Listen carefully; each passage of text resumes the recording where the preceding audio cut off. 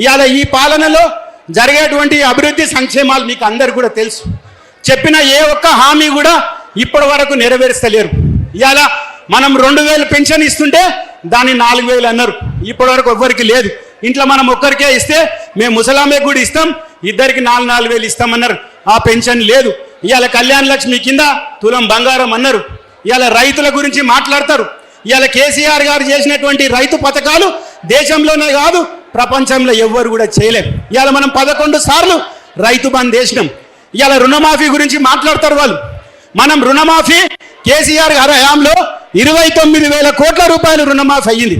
కానీ ఈ ప్రభుత్వం వచ్చినప్పుడు మీరు బ్యాంకులకు పోండి, 2 లక్షలు తెచ్చుకోండి, 50,000 కోట్లు అన్నారు ఎన్నికల ముందు. ఎన్నికలు అయ్యాక 40,000 కోట్లు అన్నారు. ఇవాళ అసెంబ్లీలో 31,000 కోట్లు పెట్టిండ్రు. లాస్ట్ చూస్తే బడ్జెట్లో 20,000 26,000 పెట్టిండ్రు. తర్వాత చూస్తే 20,000 కోట్లు చేసిండ్రు. అంటే సగం కూడా చేయలే, 40% చేసిండ్రు. రైతు బంధు మనం 11 సార్లు వేసినాం. కానీ వీళ్ళు ఇవాళ రైతు బంధు ఒకసారి వేసిండ్రు. ఫస్ట్ టైం కూడా మనం తీసిపెట్టిన పైసలు వేసిండ్రు. మొన్న అందరికి వేస్తామని చెప్పిండ్రు, 6,000 వేసిండ్రు. ఎకరాకు 2 ఎకరాలకు వేసిండ్రు.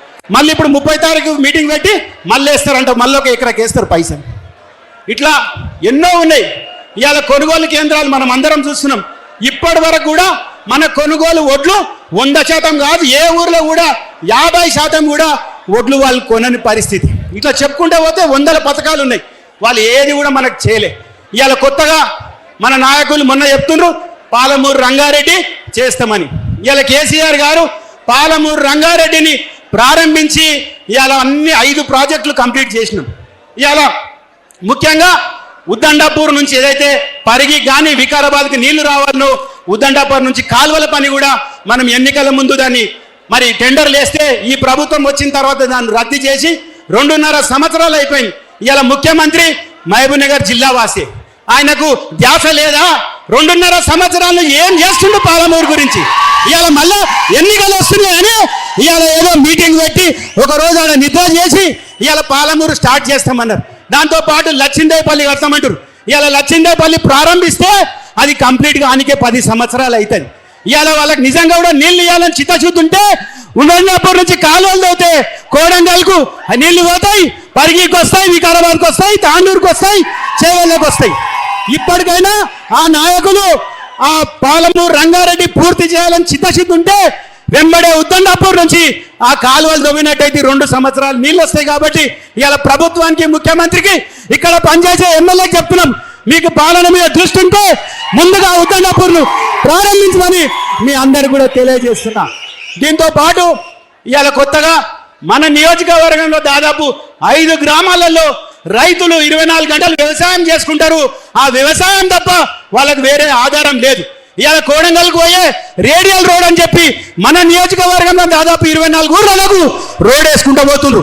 ఆ రోడ్డు కూడా 500 ఎకరాలు పోతుంది. అయినా ప్రజలు రోడ్డు కోసం అనుకుంటారు. కానీ ఆ రోడ్డు పోటీ ఉన్నటువంటి 5 గ్రామాలకు భూసేకరణ పేరు మీద దాదాపు 2,100 ఎకరాలకు ఇలా నోటిఫికేషన్ వేసి అక్కడ 5 గ్రామాల రైతులు కూడా రిలే నిరాహార దీక్ష చేస్తూ మొన్న కాలాపూర్ల రైతులు కూడా ఆమరణ నిరాహార దీక్ష కూర్చుండ్రు. దానికి భయపడి ఆ గ్రామంలో మీటింగ్ని క్యాన్సిల్ చేసిండ్రు. ఇవాళ తప్పకుండా ఇదంతా కూడా మన పార్టీ యొక్క బలము. మనం అందరం ఆ ఉద్యమం చేసినందుకే అది ఆగిందని తెలియజేస్తూ తప్పకుండా దాన్ని అడ్డుకుంటాం, స్టే తీసుకొస్తాం. రామన్నకు ఒకటే విజ్ఞప్తి, తప్పకుండా భూసేకరణకు అయ్యే ఏదైతే కోర్టు ఉందో పార్టీ పెడతాను హామీ ఇచ్చిండ్రు, తప్పకుండా మీరు దానికి పనిచేయాలని మిమ్మల్ని విజ్ఞప్తి చేస్తున్న రామన్న గారికి అని తెలియజేస్తూ ఈ యొక్క కార్యక్రమాలు ఏవైతే మనం తీసుకున్నామో ఇవన్నీ కూడా సంపూర్ణంగా మనం అన్ని పూర్తి చేయాలని మీ అందరికీ తెలియజేస్తూ మీ అందరి దగ్గర సెలవు తీసుకుంటున్నా. జై తెలంగాణ, జై తెలంగాణ. మన పార్టీ ఇన్ఛార్జ్ సీనన్న గారిని 2 నిమిషాలు మాట్లాడమన్నారు.